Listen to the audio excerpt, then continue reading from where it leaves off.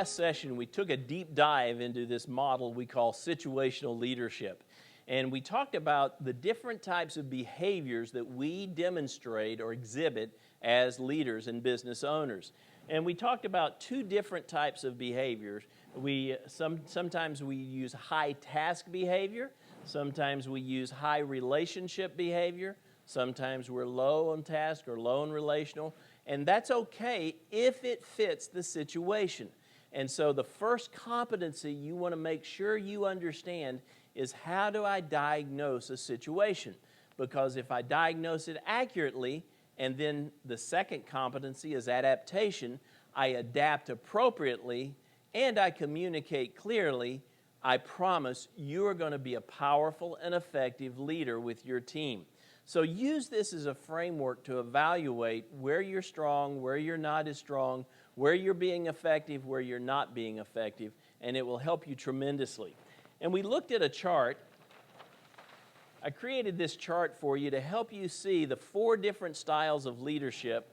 And we said the telling style is high task but low relational. We said the persuading style is high task and high relational. We said the participating or collaborating style is low task, high relational, and that delegating is actually low task and low relational. And again, in the right situations, this is all you need to do. You just need to delegate. In the right situations, all you need to do is participate. And many times business owners think, I've got to be doing high task and high relationship all the time, and that's not true. You'll burn out as a leader, and you'll only be effective to a point. So keep that in mind. Now, I want to talk a little bit about, when do you use each style? And there are 2 things that you want to look at in your followers to assess or diagnose their readiness. You want to look at their ability and their willingness. And let me explain what I mean by these 2 terms.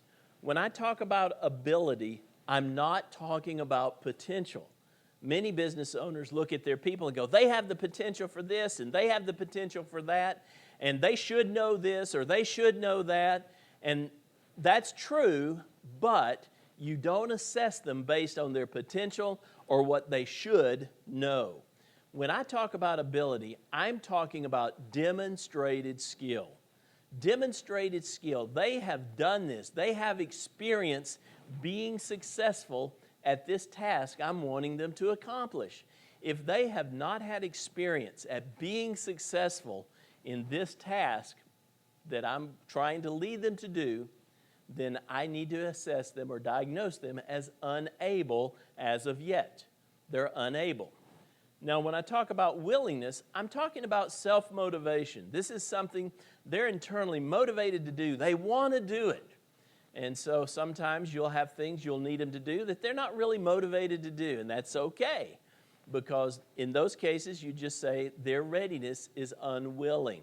Doesn't mean they won't do it if you ask them. It doesn't mean that they're going to be rebellious or resistant. It just means it's not something they're internally motivated to do. And so sometimes people are unwilling, not because of attitude, but because of fear. They're scared. They're feeling insecure. And so they're hesitant and unwilling. So I want you to keep these things in mind, and I'm going to show you how this plays out in our model. So we're going to let this little chart down here on the bottom represent 4 different levels of readiness. We'll call them R4, R3, R2, and R1.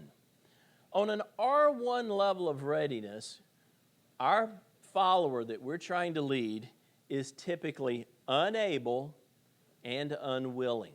And again, remember, unable doesn't mean that they lack potential, but they don't have experience successfully performing this task. And it says they're unwilling, meaning they just are not self-motivated to do this. So the way we define an R1 level of readiness is unable and unwilling or insecure. Now, when you've got a follower that is unable and unwilling, The style of leadership you want to give them is a telling style. Hersey, Blanchard, and Johnson called this an S1 style. You want to give them S1 leadership. They need direction, they need instruction, and that's it. You don't need to give them any more. But be clear.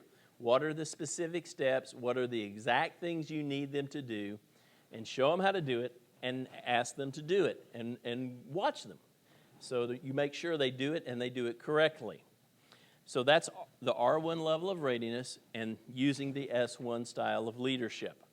The R2 level of readiness, this is somebody who is still unable. They really haven't developed the experience of doing this successfully yet. So we're going to say they're unable. But they're different in that they are willing. This is somebody who comes in and says, I want to do this. I really want to do this. And you look at them and you say, but you've never done this before. That's okay. If they want to do it, then they're on another level of readiness we call R2. Unable as of yet, but willing. They want to do it. And the style of leadership that's most effective for an R2 follower is the persuading style, or what we'll call S2 leadership. And so you want to give them a lot of instruction and direction because they don't know how to do it yet, but you also give them a lot of relational affirmation and support because that's what will reinforce their willingness. And so R2 followers need S2 leadership. R3 is somebody who's able but unwilling. They've done it successfully before, but for whatever reason, they're not motivated. They don't want to do it now. Maybe something has hurt them. Maybe something has scared them, and their willingness, their motivation to do it is very low. So if you've got an R3 follower, they're able, they've done it successfully in the past, but for whatever reason right now, they don't want to do it. And what they need is a participating style of leadership. We call this S3. They don't need a lot of instruction and direction because they know how to do it.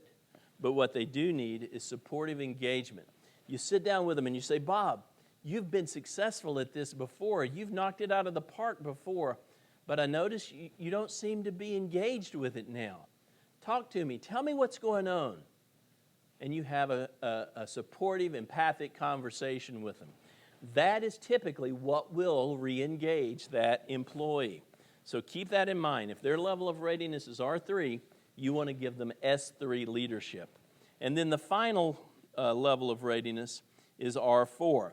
And that's the person who is both able and willing.